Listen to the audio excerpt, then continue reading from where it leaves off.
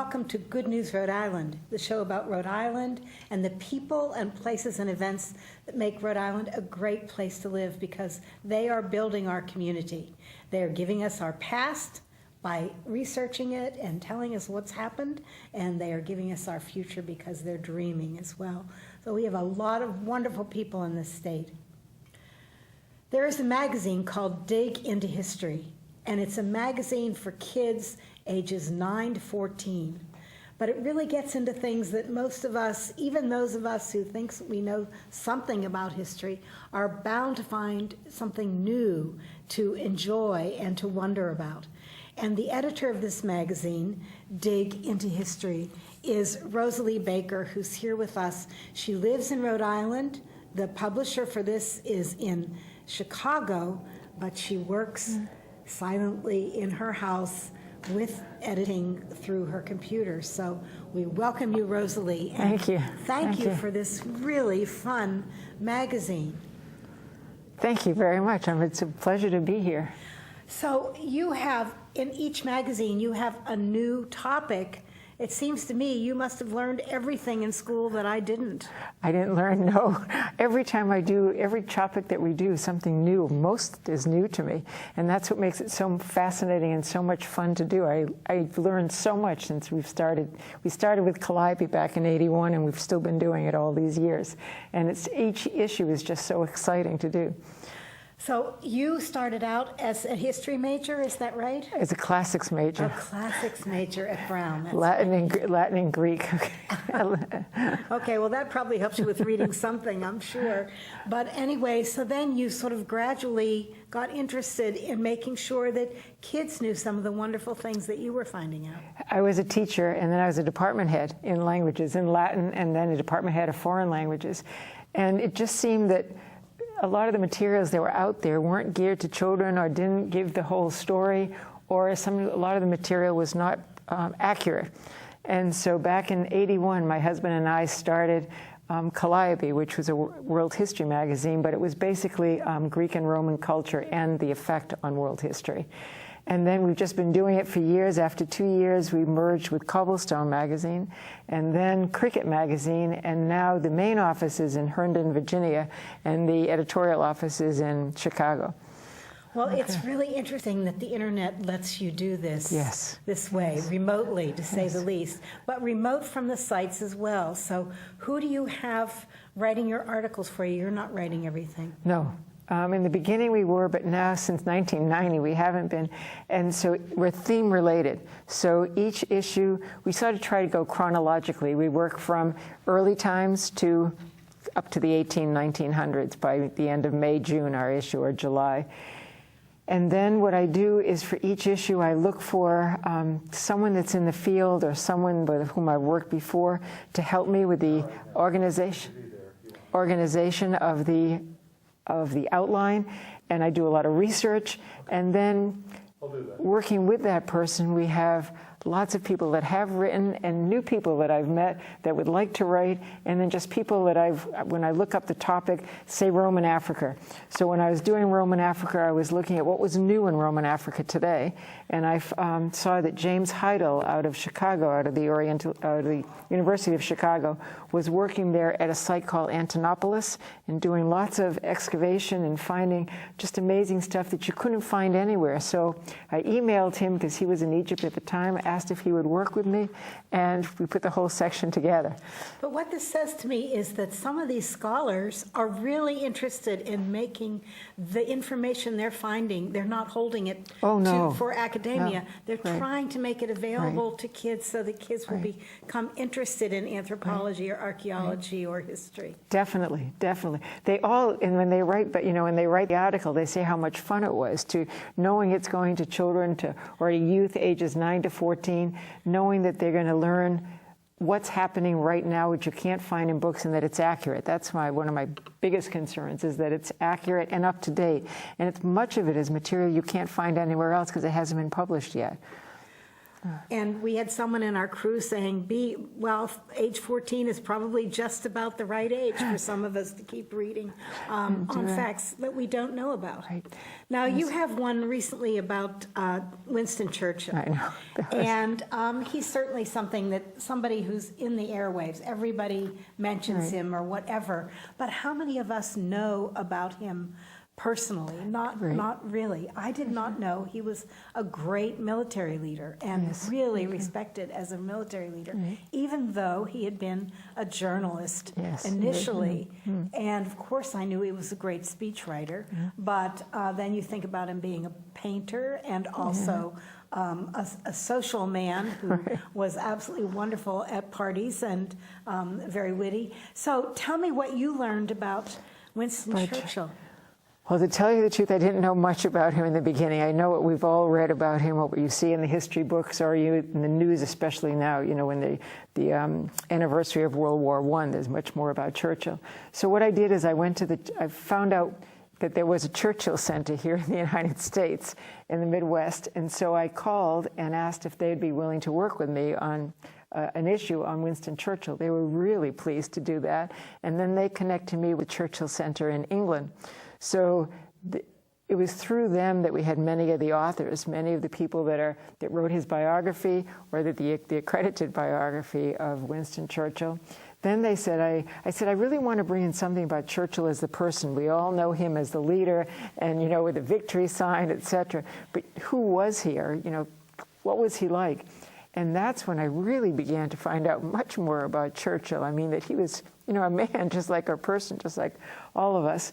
And so I didn't know that he had been a painter, a prolific painter, did a lot. And that sort of helped him, which I could understand when in tense situations or sometimes when things weren't going the way he wanted it to go, he would go and he would paint. I also learned about, just about him in general. The military part, I had not known that he was a prisoner and that he escaped. He was a prisoner of war who escaped. I thought that was just amazing. Nobody could write this novel. No. That's right. That's right. And it was picked up in the newspapers, but today very few people mention that fact. So he became a person to me, a real person, a live person. You could see where he had ups and he had downs, but yet he just kept going through it. So all these quotes that we have from Churchill to inspire us today, they inspired him. I mean, they're coming from the heart. And I thought it just made Winston Churchill much more a person than just this iconic figure that we see with World War I.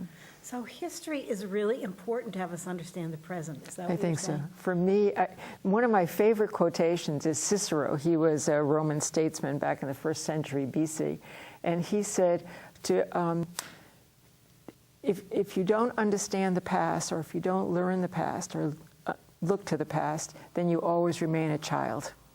And I think that is just beautiful. It's a little like Santayana, but I think it's much more accurate.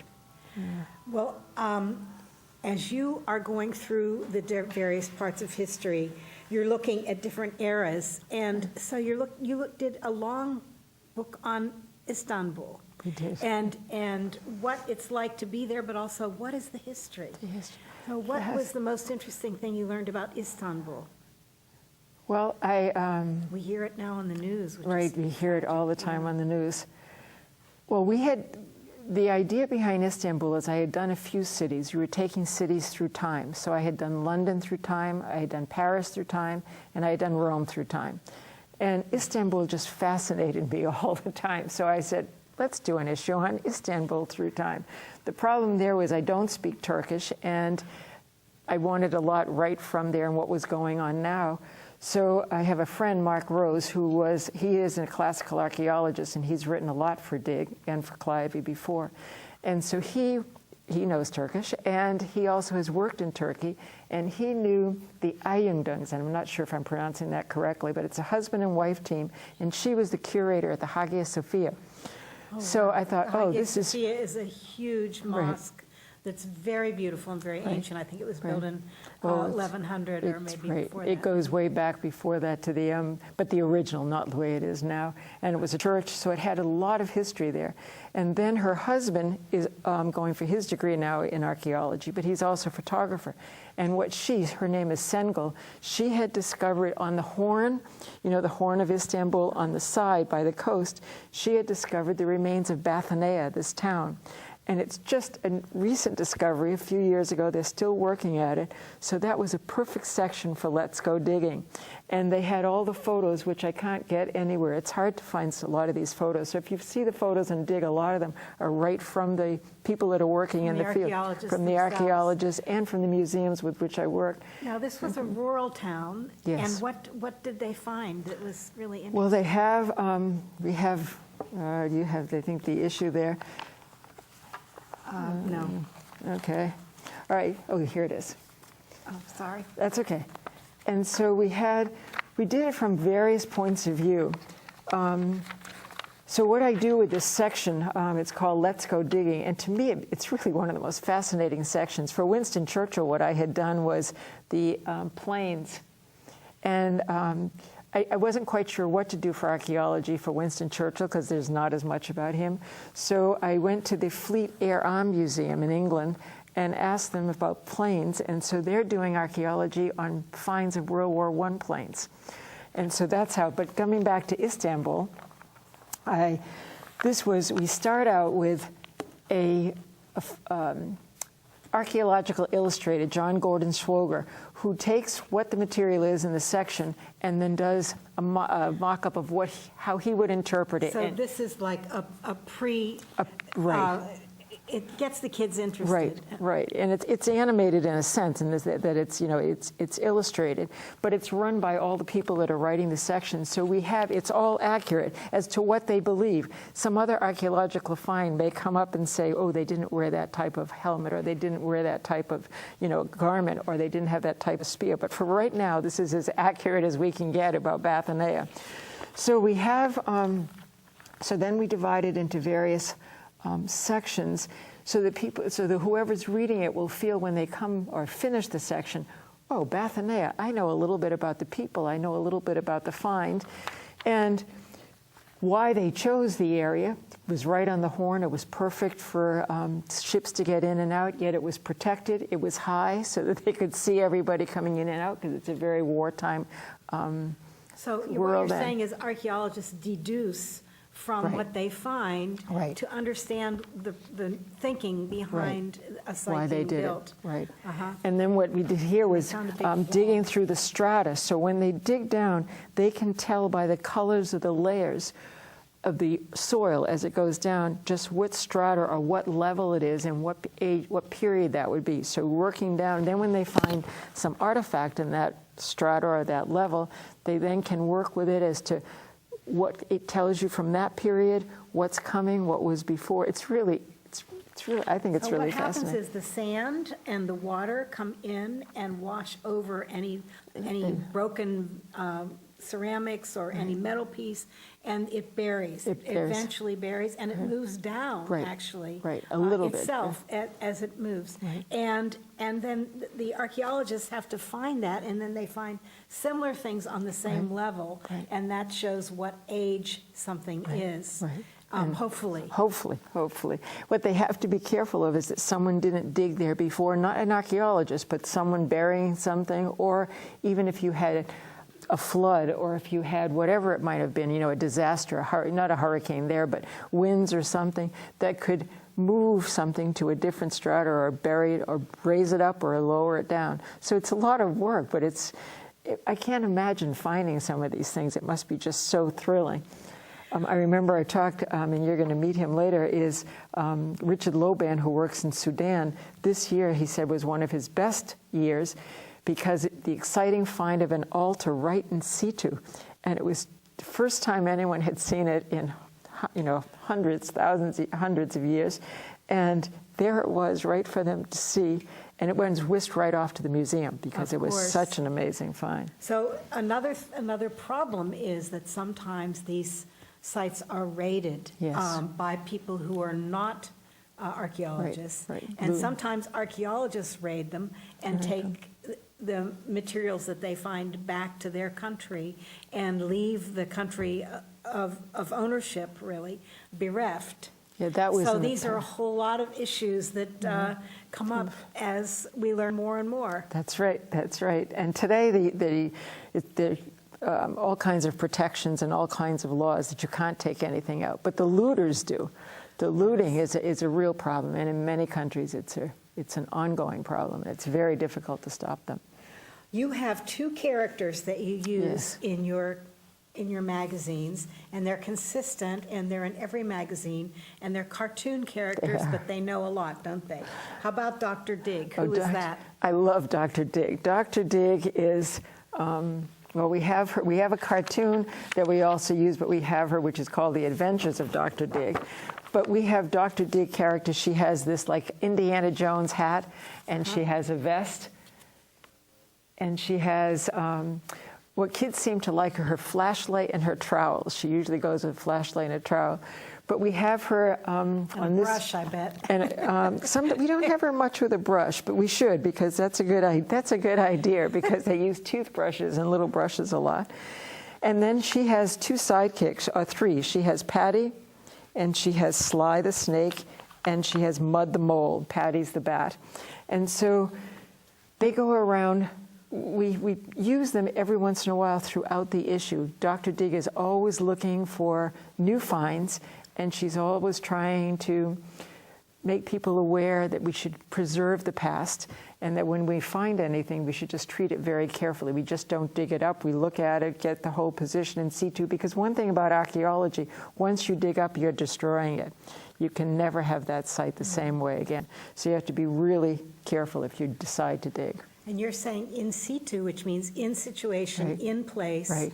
And it's Latin, is that right? Yes, it is. And so It is. That's what we're talking about. Well, so I'm shocked that Dr. Dig is a she. She wasn't. She was. Dr. Dig started out sometimes as a he, but the kids kept writing as she. I think it's because of the longer blonde hair. So now she's a she. Okay. So anyway, but what a wonderful model.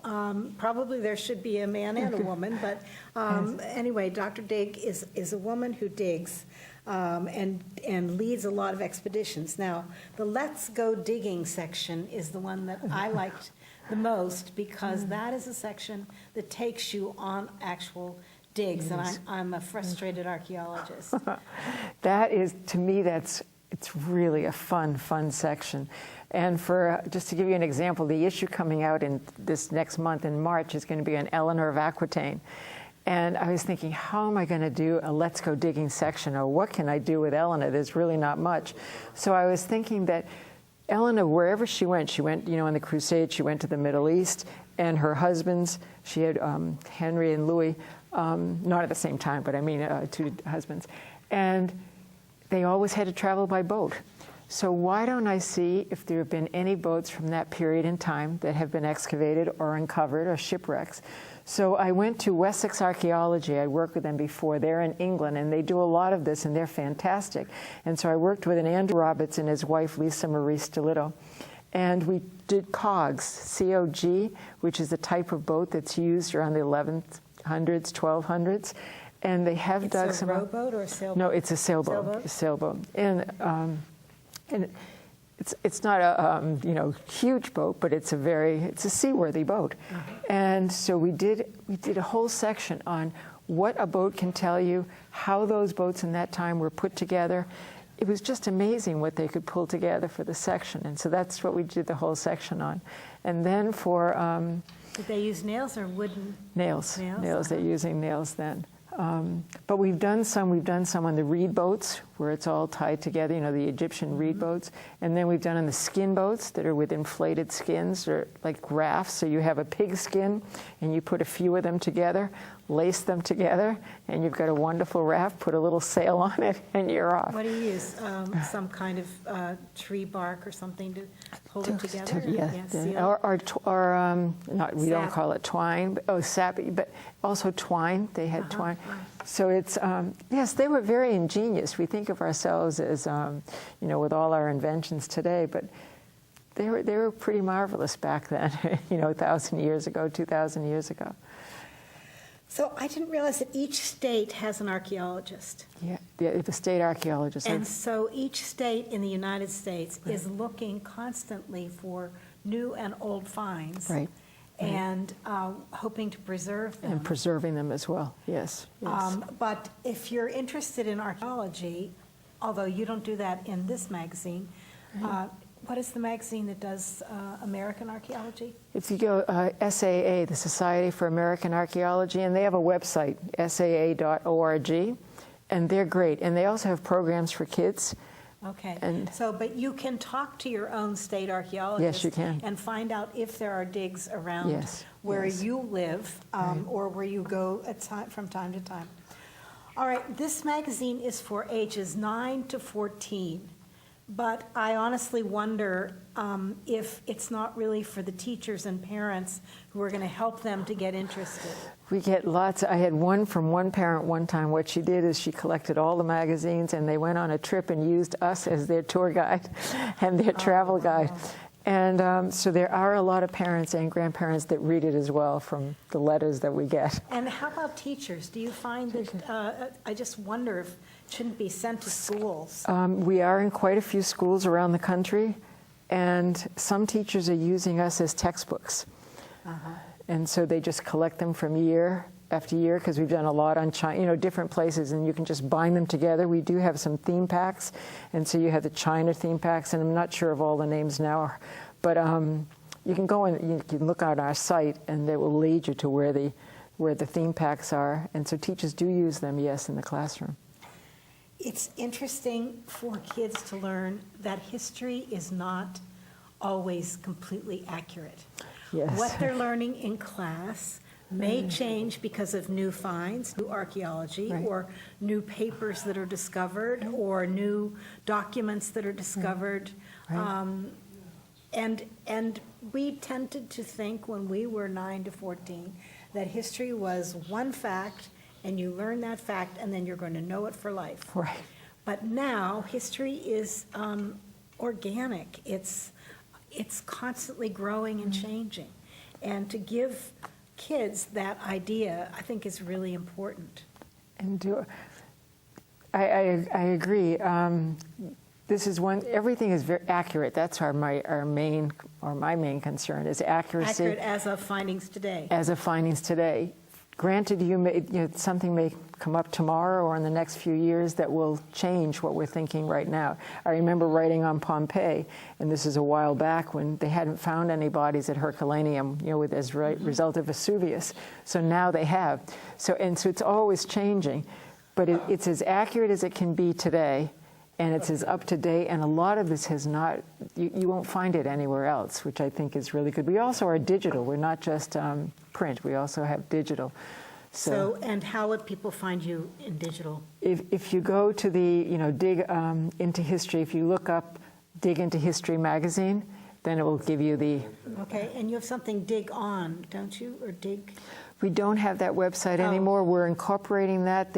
Cricket Media, which is the parent company, Cricket Media, is working on the digital part and on websites for the magazines. The other thing is, what's nice about this magazine is that there's no advertising. Yes. That it really is geared toward just helping the kids think out of the box about problems they never even knew existed, or people they've never heard of, and it's allowing them to really engage in that rather than looking being at bombarded ads and with wondering, ads, yes. Whether they should buy it or not. We've always, when we started it, Charlie and I, we started it with no advertising. And then when we merged with Cobblestone, that was another magazine, or two ladies that started that, who also believed in no advertising. And then Cricket Magazine Group, which we then merged with them, they also believed in no advertising. So it was a whole group of us. And we've kept it. We have no advertising still to this day, and we don't intend to have any advertising. We've won lots of awards. We even went to the National Press Club, won awards there. That was very exciting. It was exciting. And so we're in China as well. Dig is in Chinese and some of the other magazines. I'm not sure exactly how it all works, but not fully, but we are in China. And we're at many international schools around the world. So it's basically in the United States, but we are. Tell me a little bit about China. You have some China volumes that you've done. Yes. What was the most interesting fact that you learned about China that you were not thinking was true before you started working on this? Well, I didn't know much about archaeology in China at all. I really knew nothing about archaeology in China, or if there was any. And I've just been lucky with the people that I've met over the years and people with whom I'm working now, who are actually working in China. Some of them are German. There's a group, Marguerite Pruch, who works a lot with me, is in Germany, but they have sites in China. Well, how about the emperors? The emperors have so much interesting stories, and so much material now is coming out into museums, traveling shows. I remember seeing one of grave objects. The Shi Huangdi, that's the one we all hear about, or the soldiers. The soldiers. Right. And I knew a little bit about that, but not much. I had never studied that, and I had stayed more in the Mediterranean world with classics. And we had an issue that was just fascinating, working with this team that I work with a lot. They were taking the various people or the various statues they had found, and everyone is different, and they could tell which ones were the soldiers, what rank they had, the musicians, even if you didn't have the musical instruments there, from the stance, the position. It was just, to me, it was just fascinating. And then about the horses, when you saw the horses, it made the people come alive and become real. And that China, which had been very foreign to me, I didn't know much about the Chinese history, or the China's history. I feel now that I feel a warmth for them that I never had before. So you may end up going to China just to look. Yes, my daughter-in-law goes there, and she absolutely loves it, and she's gone there and taught, and so she's brought back some information as well for me. So basically what you're saying is life is here for learning. Yes, it is. And learning is for life. And you don't, as a 9-year-old, learn anything that's going to stay completely as it is now, but it's going to keep changing, and you're going to keep learning. And one of the things that I think is so important about the background, the backstory of this, is the internet, and the way you have communicated with people through the internet, and the way you have deepened your knowledge through the internet. I think that it's a really important fact of our culture now, that our information is infinite, if we want it to be, about any one subject. Right. And we have a department in here called On the Net, and we recommend 3 websites, and we look carefully at those websites to make sure, because there are lots of websites out there about history, about everything, and some of them are not very accurate, some of them are not very good, and what I found, which I didn't realize, but I found that they just keep repeating. If they see it on one site, another site will pick it up, and it can be just misinformation. Yes.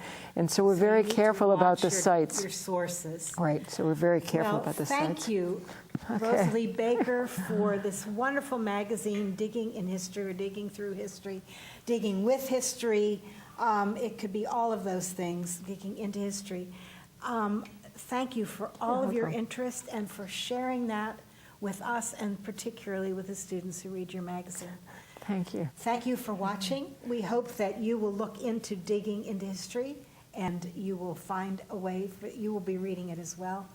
Thank you for watching Good News Rhode Island. We're sure there's good news in your neighborhood, and we hope that you're helping to make it.